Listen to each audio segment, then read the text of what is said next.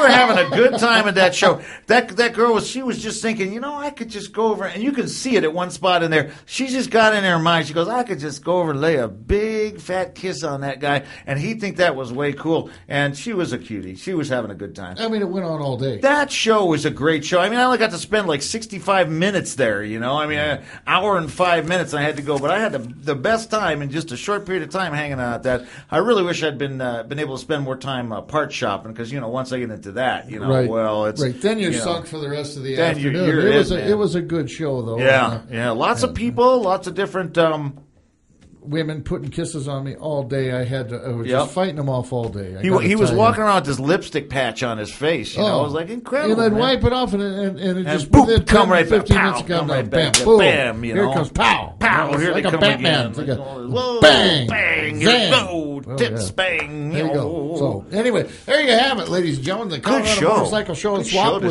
was an absolute dandy for you folks that are not from the Denver area.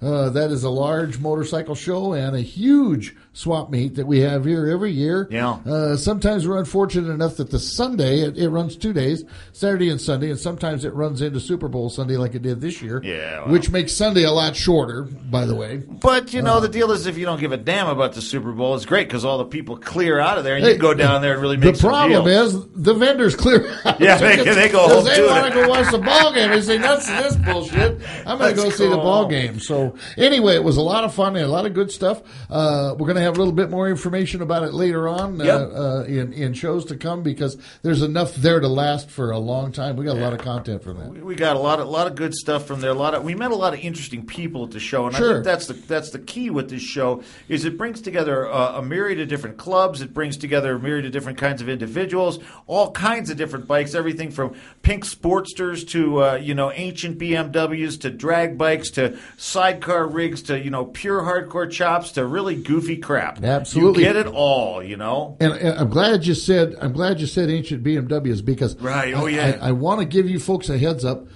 We had it queued up for tonight, but we're running really long. Not to mention we started a little late, but we're just chock full of information tonight. But next week, the second segment of Trash and Warren at the Colorado Motorcycle Show and Swap, I interviewed the most wonderful man. A true gentleman in every sense of the word. His name is Gordon Fox, and we're going to have him up next week. Gordon, if you're watching tonight, I apologize to you, but we had some things come up in the last day or two that are really pressing that we've got to get to tonight. And you'll understand why when you hear what we're talking about. But we're going to have you up next week. I want you to tune in again next week because we're going to talk to you about that wonderful motorcycle you got and your lovely bride. So with that, I'll turn this over to Warren and our complaint department. Well, we have a whole new thing here, ladies and gentlemen, and if they're ready to cue this up on the player over there, let's do our new segment that we're calling. What are we calling it? It's Rip-Off Report. Rip-Off Report. Any minute now, it's going to be Rip-Off Report. Any minute, it's going to be Rip. We ain't got Rip-Off Report? Aww. We had a thing called Rip-Off Report. So anyway, we're going to talk about it. I don't know where it went. This is a part of the digital wonderfulness is that sometimes stuff just flies off into the ether, and that's what happens. You sure you haven't made the thing bigger or smaller so you just didn't put it there? You got it. It's gone. It's gone. All right, into the ether. Well, into the ether. Well, speaking of ether, that's what this one guy must have been smoking or drinking or when he decided to do this terrible thing he did to these people. Ladies and gentlemen, we're going to try to get him up on Skype here, but while we're working on the Skype connection, I'm going to tell you a little story about a gentleman named name of Keith Turner out of Waukegan, Illinois. He sent me a very interesting email. He said, how about a show on builders that rip people off? Hey, it looks like we got him. Mr. Turner's with us right now. Cool. Mr. Turner, can you hear us? Can you hear us? Okay, yeah, whoa, we got him. That's a little loud. He got a big grin on his face. He's having some fun. I love technology. Oh, yeah. I'm glad you do, Mr. Turner, because guess what? I've about had my belly full of it today. So you're kind of breaking up there. Yeah, we're getting about half of what he's saying, guys. Well, get him squared. Get him squared. Some hope. Okay, hang on a sec. Mr. Turner, you go ahead and talk and tell us, and we're going to keep quiet for a minute. And you go ahead and state your case. Okay, great. Should pick some hokey nickname like Trash Man.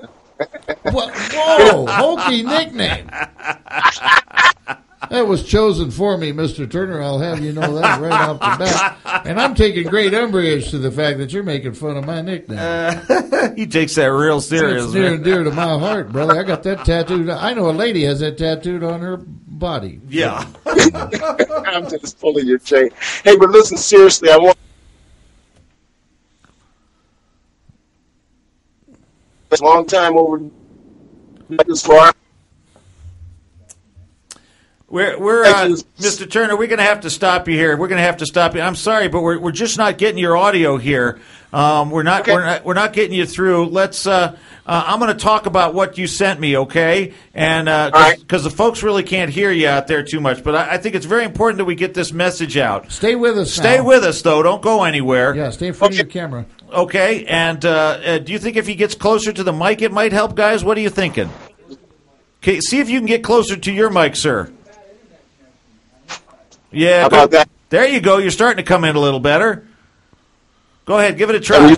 Well, I don't know. No, that's too close. I don't know if I want to be that close to you, Mr. Turner. That's very close. Man. Huh? How's that? Can you? Oh, hey, close your Internet Explorer is what they're saying. Close your browser. I don't know. Not happening. Okay. Electronic razzmatazz. Yeah, well, it's not going to happen. Okay, back up. Anyway, I'm going to tell the story. I'm going to tell the story. You hang out. Okay, here's the deal, ladies and gentlemen. What happened with Mr. Turner is he wrote me this great email. He says, "How about a show on builders that rip people off? I'm one of the many victims of a guy named Mike Paletta of Darkside Chariots in Naples, Florida."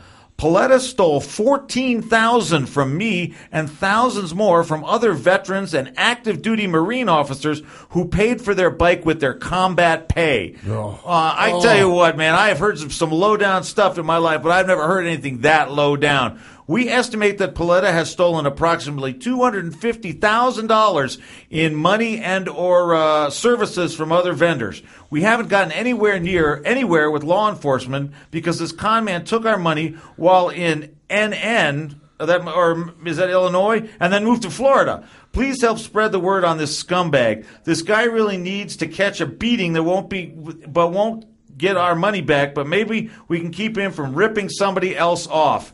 Yeah, that's incredible. What we're seeing there is just unbelievable. This guy was apparently going in and taking money off of active duty Marine officers.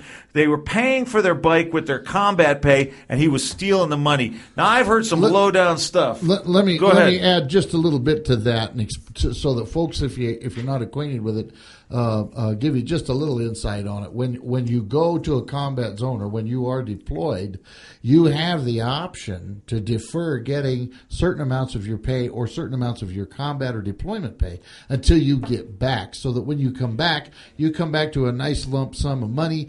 A lot of guys take by themselves a car, a motorcycle, whatever, as Mr. Turner was talking about. That's what these guys were doing. You get this money because you've gone and you've done extra service for your country, and you should be able to enjoy that money and do with it as you please and not have to worry about some scumbag sticking it in his back pocket and walking away and giving you nothing for your money. So in light of what happened here with Mr. Turner, he put me on an email list